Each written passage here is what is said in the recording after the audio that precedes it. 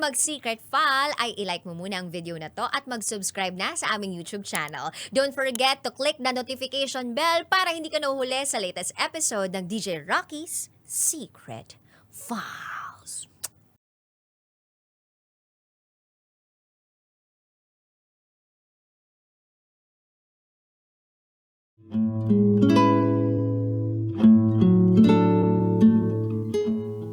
And now, it's time for DJ Rocky's Secret File.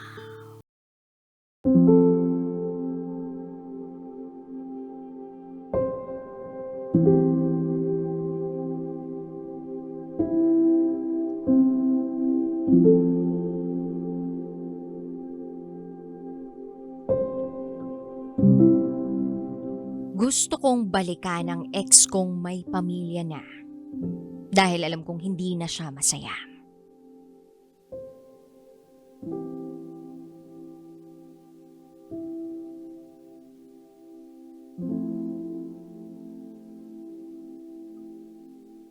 Hi, DJ Rocky.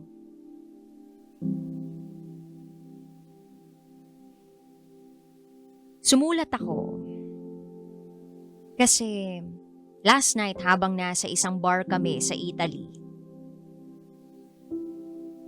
nag-shore leave kasi kami ng mga kabaro ko.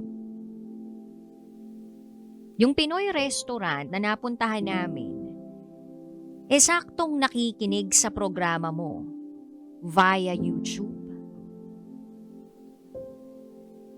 July 31 dito. At yung pinlay niya na episode mo ay yung July 30 na posted tungkol sa secret file sender na si Bella.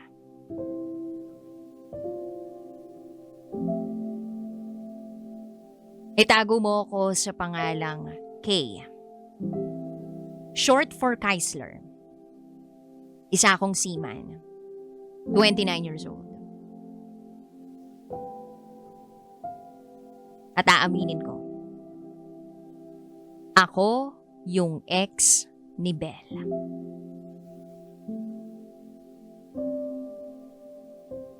Lumapit agad ako sa counter to reach kung anong page o channel ng programa mo para mapakinggan ko. At doon ko na nga napakinggan ang secret file ni Bella. Tinapos ko yung kwento at galit na galit ako sa kung anong kinahantungan ni Belle. Then nakita ko yung mga comment. Hindi naman deserve ni Belle na sabihan ng malandi o ano pa man. And that is the reason why I am writing this letter. Para ikuwento ko ang side ko at ang kwento kung bakit kami humantong sa ganitong sitwasyon. I met Belle in college. She was still in college. That was 2015. Kakagraduate ko nung taong yun. At meron akong ex bago ko makilala si Belle. Etong si Belle kahit hindi mag-makeup maganda. Sexy, kahit lagi niyang sinasabi na mataba siya. Kayumanggi ang balat. At matalino. Mayaman sila at kilala ang pamilya niya sa probinsya namin. She was out of my league pero wala. I still like her. That time uso pa ang textmate. At sabi ng kapatid ko, same age ni Belle, broken-hearted daw ito at naghahanap ng kausap. Natawa nga ako sa sinabi ng kapatid ko kasi broken-hearted siya pero naghahanap ng kausap. Sira ba siya? Pero mas sira siguro ako dahil hiningi ko naman sa kapatid ko ang number niya para ma-text si Belle. Hi, sabi ko. Pero ilang oras nang lumipas, wala naman akong reply na natatanggap. I tried calling her number pero hindi naman sumasagot. I stalked her Facebook account Online, sakto. Kaya ang ginawa ko, chinat ko. Hi, sabi ng kapatid ko, naghahanap ka raw ng kausap. Kumusta ka? Aba, sininzone lang ako. Hindi nag-reply. Tinanong ko ang kapatid ko kung naghahanap ba talaga ng kausap tong si Bel. At tumawa ng malakas ang kapatid ko sa mga oras na yon. Kuya, tinext mo talaga? Sabi sa akin ng kapatid ko. At dun ko na-realize na na-good time lang ako ng kapatid ko. Well, wala na akong magagawa. Na-text at na-chat ko na. So pinagpatuloy ko. Hanggang sa 3 araw. Dun lang nag-reply si Bel. Hello. Reply niya sa akin sa chat. Fast forward, simula nung araw na yon, halos araw-araw na kaming magkausap. Hanggang sa niligawan ko siya. Kahit alam kong baka hindi niya ako sagutin, ay sinubukan ko pa rin. Sabi niya sa akin, hindi pa raw siya handa dahil focus siya sa engineer life niya. At kakatapos niya lang din daw sa isang long-term relationship. At sa isa ring marinero na kagaya ko. Hinintay ko si Bel. At ayun nga, bago ako umakyat ng barko, ay sinagot naman niya ako. Naging kami bago ako umalis. Masaya ako. Pero isa rin din talaga na parte na nagustuhan ko kay Bel, yung katawan niya. Mael ako malibog. Kung makikita niyo si Bel, ang grabe. Pinay na pinay ang ganda. Pinay na pinay ang kulay. Pinay na pinay ang katawan. Bago ako umalis ay pumunta kaming Bicol. Nagbakasyon, pumunta kami sa Mayon. Sobrang ganda ng Bicol. Nag-check-in kami sa hotel kinagabihan. At dahil nga sa lalaki ako, at kasama ko naman ang girlfriend ko, naging mapusok ako. Nakiusap siya sa akin na wag namin gawin. Dahil first time niya raw. Nagulat ako kasi galing siya sa 4-year relationship tapos walang nangyayari sa kanila nung ex niya. Pero nirespeto ko siya sa pagkakataong yun. Bumalik kami ng Maynila. At nung araw din na yun, ay ang flight ko papuntang US para mag-join sa barko na sasakyan ko. Nagulat na lang ako nang biglang pumunta si Bel sa kondo ko. Humingi siya ng assurance na hindi ko siya iiwan at lolokohin kapag nandun na ako sa barko. Hindi ko alam kung anong assurance ang ibibigay ko sa kanya pero tapat at totoo naman ako sa relasyon na meron kami. Binigay ko sa kanya ang ATM ko at SIM card ko dahil hindi ko naman yun magagamit sa barko. Binigay ko ang Facebook password ko. Kahit nga yung spare na cellphone ko, iniwan ko rin sa kanya. Pero hindi niya naman lahat yun kinuha. Kinuha niya pero binigay niya ito kinabukasan sa kapatid kong si Melay. 10 hours na lang, aalis na ako. Nasa kondo lang kami. Tumayo si Bel at pumunta sa kusina para magluto. Hinalikan at pinaupo ko siya sa bar counter ng kondo. Wala siyang nagawa. Hindi na rin siya makaalis sa pagkakayakap ko sa katawan niya. Hanggang sa lumalim ng lumalim ang halik naming dalawa. At natagpuan ko na lang ang kamay ko na tinatanggal ang suot-suot niya. Tumigil siya pero niyakap ko siya ng mahigpit palapit sa akin.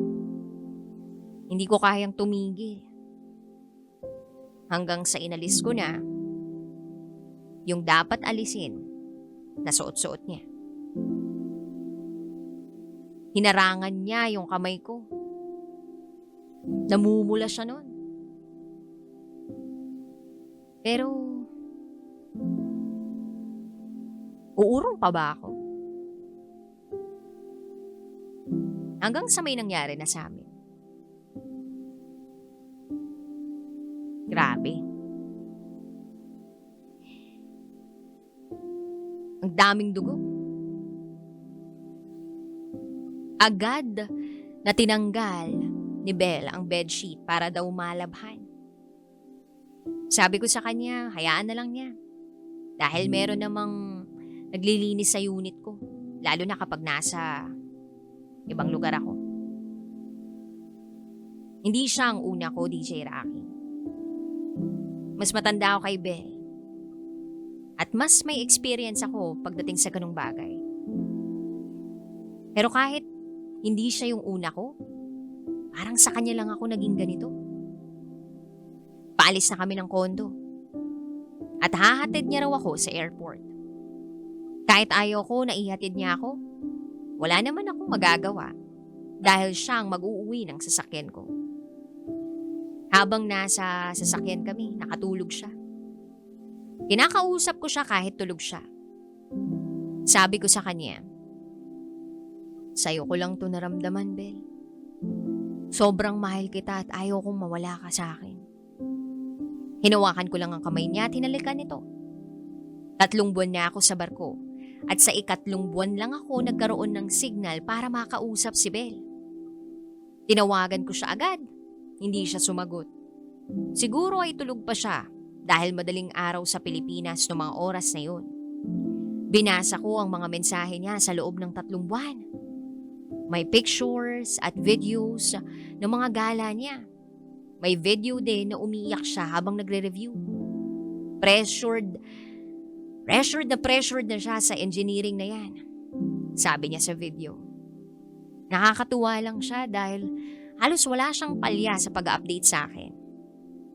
Next month, anniversary na namin. Pero ako nasa barko pa rin at mawawalan na naman ng signal.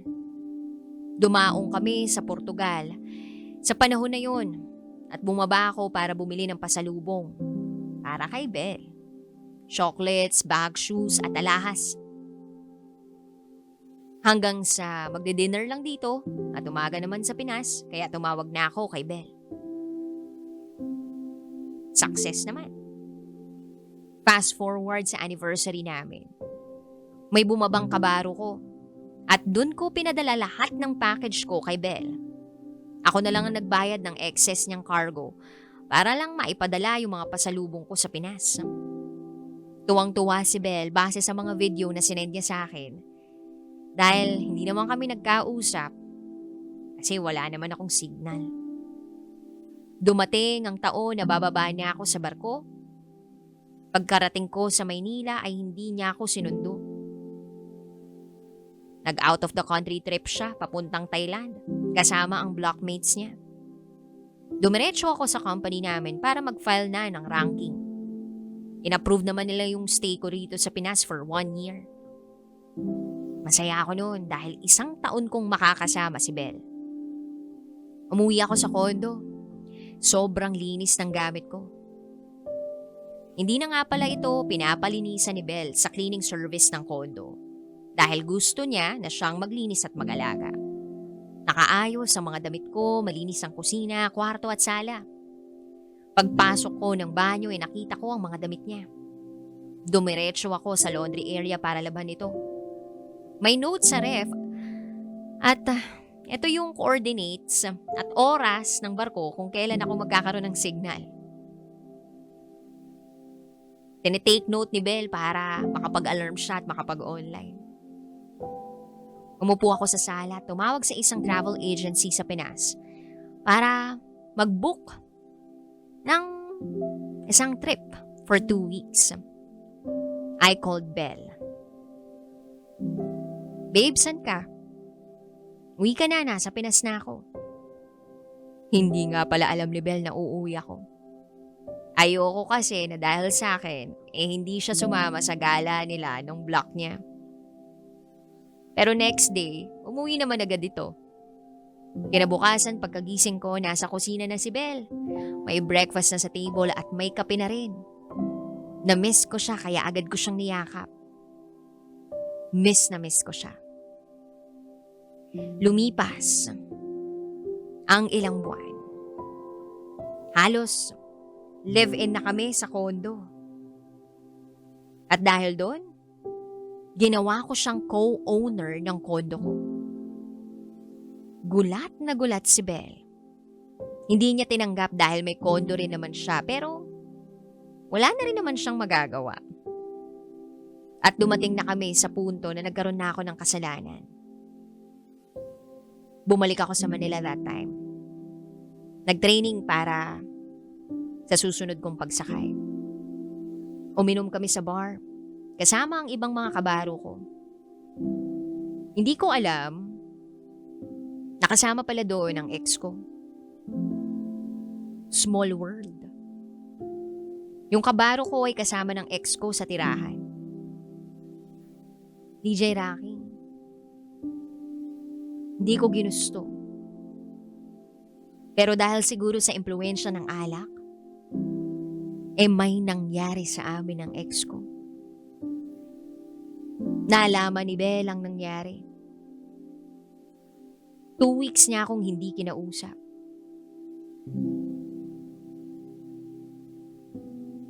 Nalaman ko sa kaklase niya na finals nila nung malaman ni Belle yun. Hindi tinapos ni Belle yung exam. Turned out, she failed one of her subjects. Ang sakit nun para sa akin at alam ko na mas masakit yun para kay Belle. Hindi ko alam na ganun ang epekto kay Belle nun.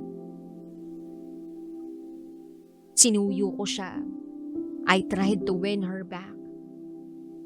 I really tried my best.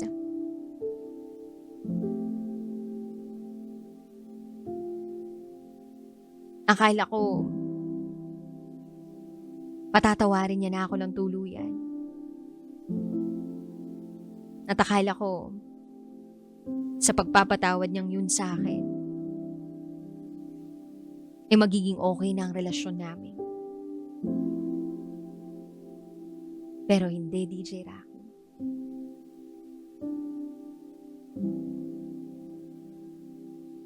May nangyaring hindi ko akalaing mangyayari sa amin.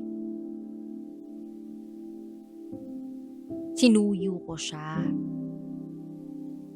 Sinamahan ko siya na mag-transfer sa isang public school dahil nagkaroon siya ng failed grade. Hindi niya sinabi sa magulang niya. Pero sinabi ko kila tita, kaya hindi na siya nakapag-transfer. Nagstay siya sa university nila. And I feel so sorry dahil kasalanan ko. At nung time na sinusuyo ko si Belle, ewan ko ba pero dalang-dala ako sa landi ng ex ko eh. O should I say, nadadala ako sa landi ng ex ko. Pero nung moment na pinatawad ako ni Belle, tinigil ko na kung anong meron sa amin ng ex ko. Lahat ng kalokohan ko nalaman niya eh. Trauma ang inabot niya sa akin. Then,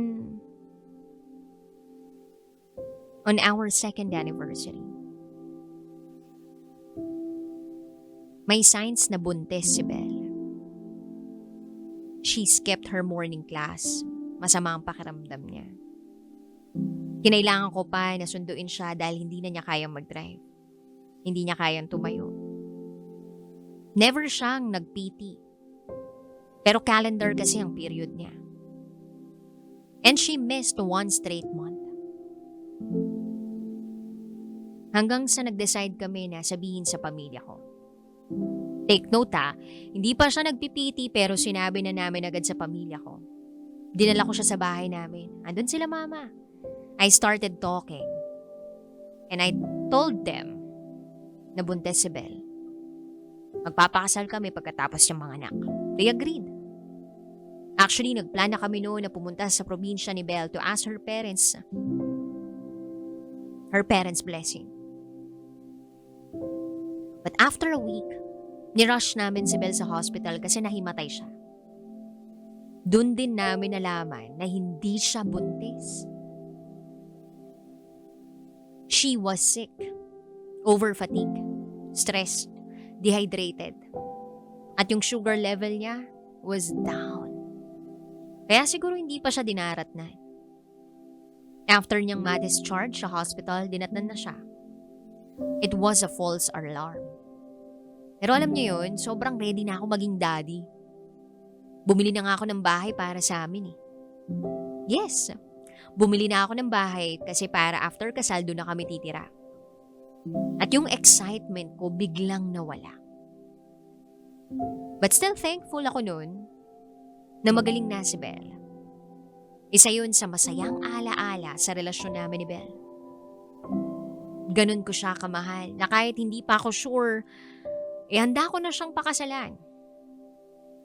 Pero lahat ng pangako ko sa kanya ay nawala.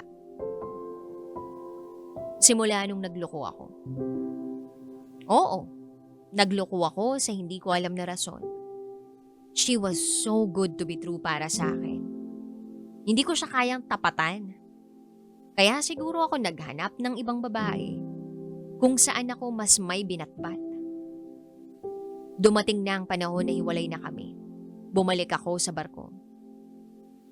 And one time, one of my friends, tinanong ako kung pwede raw bang ligawan si Belle. Nashook ako.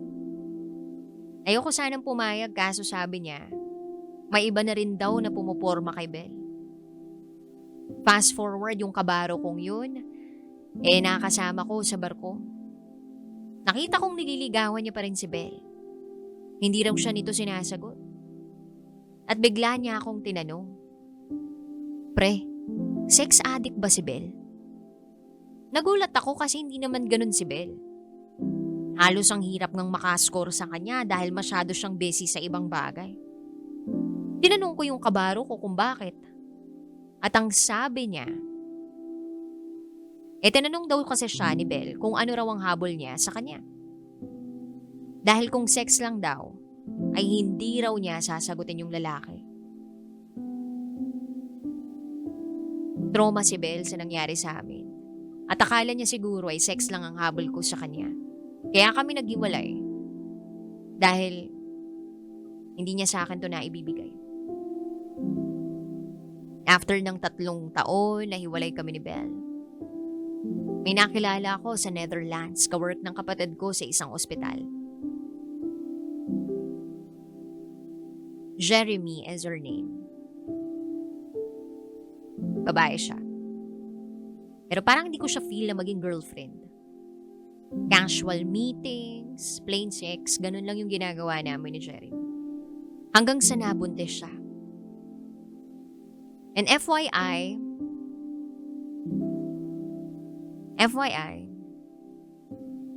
doon sa nabanggit ni Belle, doon sa secret file niya, ako yung ama. Pero hindi. Ginawang surrogate mother si Jeremy ng isa sa patients nila sa ospital. At yun din yung panahon na nakipag-split na ako sa kung anong meron kami ni Jeremy. Pero nagmakaawa siya sa akin. Gusto niya na kahit hanggang mga anak lang daw siya, nasa tabi ko siya. Para naman daw may mag-aalaga sa kanya. Para may maayos yung baby. So pumayag ako. Umuwi kami ng Pilipinas. Hanggang sa 6 months na siya.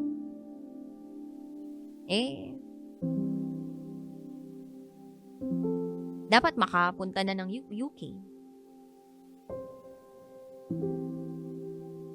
But then nakita ko si Belle. I know na may baby na siya. Kahit hindi niya sa akin sabihin. Nalaman ko dahil lagi ako nakikibalita sa kanya. I saw her daughter, sobrang ganda rin. Yung mata, parehas na parehas. Nagulat si Belle dahil lumapit sa akin si Jeremy. Bigla siyang tumalikod, siguro ay dahil sa buntis si Jem. Nakala niya sa akin. Then nalaman ko, through a friend, na naghahanap siya ng mauutangan. I offered na tumulong pero ayaw ni Belle. Yung ATM na dating ibinigay ko sa kanya, ginawa ko yung joint account namin ni Belle. But Belle is Belle. Makakagawa siya ng paraan para sa perang nawala sa kanya. Mag-Holy Week nung taon na yon, chinat ko siya. Kumusta? Hanggang sa lumalim ang pag-uusap namin na nauwi sa araw-araw na pag-uusap. Nag-uusap kami pero contradicting sa words na ginamit ni Belle na dirty talks, hindi ko maituturing na dirty talks yun. Siguro sa kanya oo, dahil binabalik ko sa kanya kung anong meron kami dati. Lahat ng meron at nangyayari sa amin, nasa conversation namin. To be fair, she cleared na may baby siya at ka-live-in. Pero sabi ko wala akong pakialam kasi kung hindi naman dahil sa panluloko ko hindi naman niya makikilala yung lalaking gagago sa kanya. During the time na nilaloko siya ni June, she went to Batanes with her daughter. Nakita ko sa IG niya. I followed them. At hindi niya alam yun. Gusto ko lang na save sila ng anak niya. Si June nga pala, DJ Rocky, before ako pumuntang Batanes, pinuntahan ko. Sinuntok ko at nagpakilala ako na ako yung ex ni Belle. I also reminded him na I will win her back. Hindi sumagot si June sa akin. Then umalis na ako. Sira ulong June. Halos si Belle ang bumuhay sa kanila, sa pamilya nila. Yung dating itsura ni Belle, nagbago dahil sa stress. Overworked para lang mabuhay ang pamilya niya. After ng Batanes trip nila, I heard na directly hired na siya sa isang malaking oil industry sa Middle East. She grabbed the opportunity. Then after noon, nagsimula na akong gumawa ng move to win her back. And regarding kay Jeremy, bumalik na siyang UK before ako pumuntang Batanes. I heard nanganak na rin. Yung bahay namin ni Belle, nagpundar ako ng mga appliance, gamits, etc. Gusto ko nang buuin yung bahay na pangarap ni Belle. Siya ang nag-design ng bahay na yun. Siya rin ang interior designer, kaya yung plano na yun, ang gagawin ko para kung ako ang piliin niya, handa na ang lilipatan namin. Upon hearing the story of Belle, mas lalo akong nagalit kay June at gusto kong bawiin si Belle. Sana lang makita niya na mahal ko pa rin siya. Hindi niya kailangan mag-ipon ng pera para sa pagpapakasal dahil meron na ako. Handang-handa na ako. May bahay na rin para sa amin ang anak niya. I planned everything. Pero hindi na niya ako kinakausap dahil sabi niya, mali raw. Kasi may pamilya kami pareho. Ang hindi niya alam, hindi naman sa akin yung baby. Siya yung gusto kong makasama uli. Sa ngayon, nasa Roma ako. Pinaplano kong sa UAE magstay sa susunod na buwan. Doon ako magbabakasyon. Tama ba yung gagawin ko? Tama ba na i-win back ko yung ex kong may pamilya na? Kasi alam kong hindi naman siya masaya. Kaya kong i-provide lahat kay Belle kahit alam kong kaya niya rin mag-provide para sa sarili niya. Mahal ko pa rin siya, DJ Rocky. Mahal na mahal. At mamahalin ko sila ng anak niya kung ako ang pipiliin niya. Hanggang dito na lang po, DJ Rocky. Susulatan kita ulit kapag may update na sa amin ni Belle next month. Muli, ako si Keisler. At ito ang aking secret file.